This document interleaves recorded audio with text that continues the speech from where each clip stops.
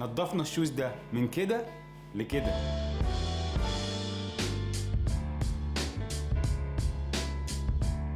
جلد السويد مش سهل انك تنضفه لانه مش زي الجلد العادي، لو نضفته بطريقه غلط او شرب ميه زياده عن اللزوم لونه هيتغير والماتيريال هتبوظ خالص. فالنهارده هنحاول ان احنا نحافظ على السنيكر ده، معظمه جلد سويد ما عدا الحته اللي قدام دي معموله بالجلد العادي. دي الحاجات اللي احنا هنستخدمها في تنظيف الشوز، بس الحاجات دي ممكن تكون موجوده عندك في البيت فمش محتاج انك تشتريها. اول حاجه واهم حاجه هتكون الفرشه مش محتاجه تكون ناعمه وفي نفس الوقت مش محتاجه تكون خشنه جدا. الفرشه دي من كريب بروتكت تشتريها، او ممكن تحاول تجيب اي فرشه بالطريقه ديت.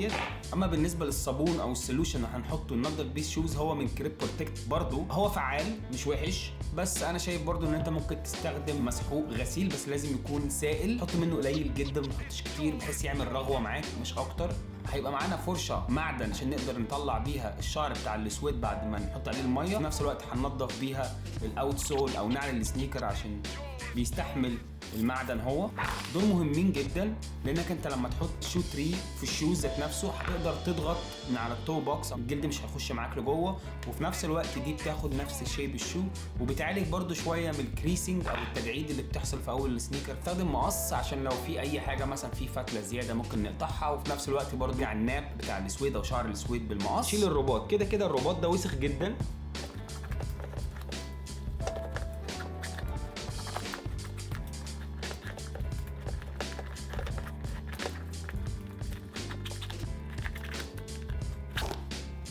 الرباط اتفك يا جدعان بعد معاناه، طلع حاجات غريبه قوي فمش عايزينه دلوقتي.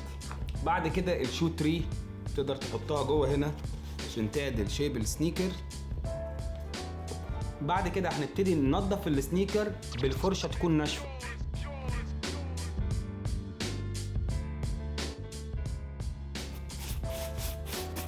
حاول ما تضغطش على الفرشه جامد، هي كده الفرشه بتنضف لوحديها. وتاني حاجه عايز اقول لك عليها ان بعد ما تبل السويد بينشف، حاجه طالعه من السويد، وده طبعا طبيعه جلد السويد بيكون طالع منه عباره عن شعر كده، وده بيبوظ جدا لما بتنضفه بميه، بس احنا هنحاول نرجعه بعد التنظيف بالميه لان الشوز محتاج تنظيف بالميه. طبعا احنا لازم نجيب فوطه عشان ما تبلش الدنيا وفي نفس الوقت تنشف المكان بعد ما تنضف عشان تعرف ان هو نضف او لا. فاحنا محتاجين شويه ميه هنا، ميه عادي. بعد كده تحط كام رشه من ده هنا، تحط شويه هنا برضو. هتغطس الفرشه في الميه، حاول تتاكد ان هي ما خدتش ميه معاها كتير. جلد السويد مش محتاج ان هو يتبل كتير عشان ما يبص، ما تضغطش جامد خالص، واحده واحده. من شويه صابون تاني، واحده للطنج. بعد نكمل من الجنب تاني.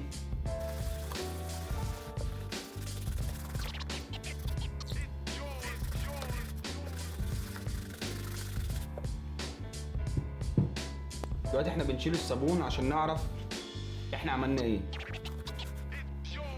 تمام، الجزء ده تمام، شرب ميه كتير جدا من السويد، يا رب ما يحصل له مشاكل. كده هنبدا بالجزء اللي ورا.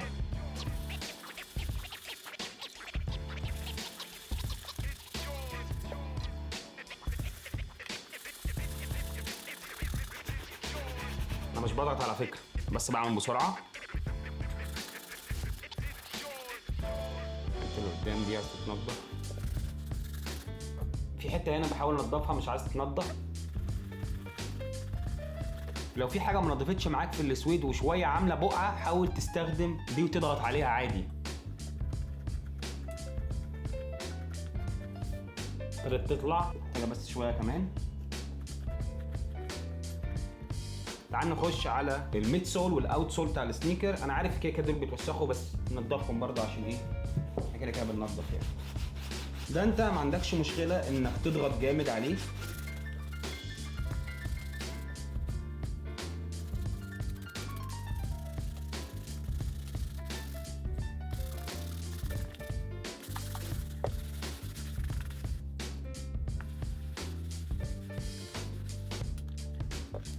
تغسل الرباط بتاعك هنا، تنزل كله منه الوساخه اللي فيه. بعد كده بالفوطه تديله تنشيفه حلوه، في نفس الوقت هتنضفه برضه الحركه دي.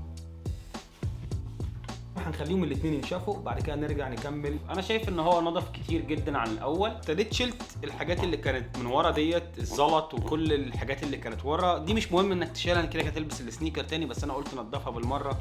واستخدمت فرشه معدن عشان انضف من تحت. ما تستخدمش الفرشه دي وانت بتنضف بالميه من فوق، بلاش. دلوقتي هنعمل ايه؟ هنحاول نرجع الناب بتاع السويد او الشعر بتاعه تاني.